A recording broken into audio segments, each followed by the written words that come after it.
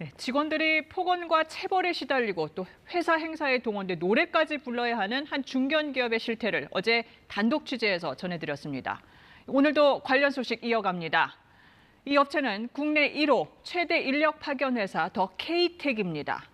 KBS 보도를 계기로 고용노동부가 특별 근로감독에 나서겠다면서 이름을 공개했습니다.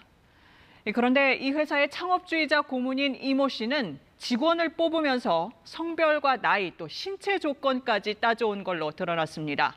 단독 보도 석혜원 기자입니다.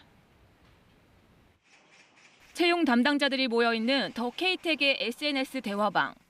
한 직원이 고문님 전달 사항이라며 여성 지원자 중에 피아노와 바이올린이 취미 특기인 지원자는 서류 합격이라고 전합니다. 96년생 이하 여성은 가산점이 있으니 최대한 면접을 독려하라는 당부도 있습니다. 부동산 학과와 법학과 출신은 채용하지 말라는 지시도 내렸다고 합니다. 우리 법학과는 안 뽑는 거 너희들이 알고 있지. 근데 여자인데 아까워. 그래서 너 왜 얘 지천하냐. 법학과라서요. 이게 기획이 없는 거야. 키가 크면 머리가 나쁘다든가 남성 직원이 야단치기 편하다는 혐오 발언도 서슴지 않았습니다. 내가 190 이상 뽑지 말라고 그래. 190만 대가리 안 돌아가요. 내가 여자 없어요. 내가 편하려고 그래. 막 야단칠 수 있거든. 서울고용노동청이 더 K-텍을 조사해 국회에 제출한 내용을 입수해보니 이 고문이 직원 채용에서 최종 결정권을 행사한 것을 알 수 있습니다. 성별과 나이, 신체 조건 등을 이유로 고용차별을 금지하고 있는 현행법을 위반한 겁니다. 퇴사자에 대해서는 험담을 하며 좋지 않은 소문을 퍼뜨리기도 했다고 합니다. 성격이 특이하고 버릇이 없어서 이렇게 신고를 하고 나갔다. 은혜를 원수가 갚았다.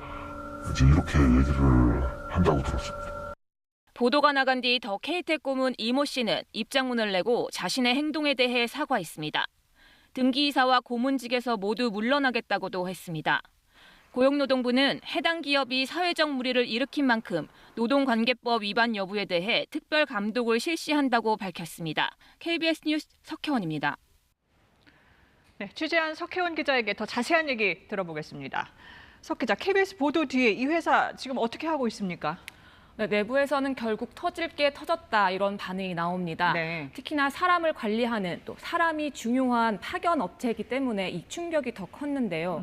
그동안 굴지의 대기업들과 파견 계약을 맺고 있었는데 네. 이번 보도를 보고 계약을 파기하겠다, 계약 해지하겠다 이런 연락이 왔다고 합니다. 결국 회사에서는 긴급하게 회의를 열었고 고문이 자리에서 내려오는 것으로 급히 마무리됐습니다. 네.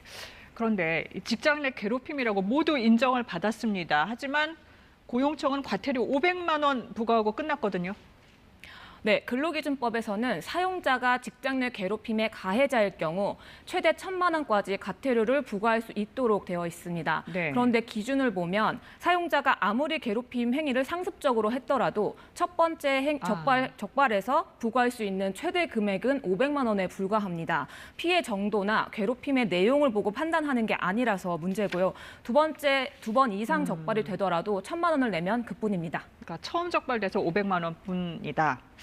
그런데 이제 영상을 보면 직원들에게 폭력을 쓴 정황도 보입니다. 이 정도면 형사처벌 대상 아닌가요? 맞습니다. 그 법에서는 사용자가 근로자를 폭행하는 것을 금지하고 있고 또 이를 어기면 5년 이하의 징역에 처해질 수도 있습니다. 네. 이번 건도 직장 내 괴롭힘으로 신고가 됐지만 근로감독관이 조사하는 과정에서 폭행 사실을 발견하면 추가로 별도로 수사를 진행할 수도 있었습니다. 네. 하지만 고용청은 그 진정 접수를 받은 부서가 괴롭힘에 대해서만 조사한다 이렇게 설명을 하는데요. 고용청이 했다는 행정 지도라는 것도 앞으로는 괴롭히지 말아라 이런 내용을 서면으로 권고한 게 고작입니다. 네. 근로감독관들이 보다 적극적으로 조사하고 방지 대책이 필요하다 이런 지적이 나옵니다. 네, 석혜원 기자 잘 들었습니다. 안녕하세요, 이소정입니다. 대한민국에서 가장 정확하고 빠른 뉴스는 KBS 뉴스 채널을 구독하면 만날 수 있습니다. 뉴스 제보는 언제 어디서든 카카오톡이나 KBS 앱으로 간단히 할 수 있습니다. 시청자와 함께 KBS 뉴스를 만들어갑니다. 감사합니다.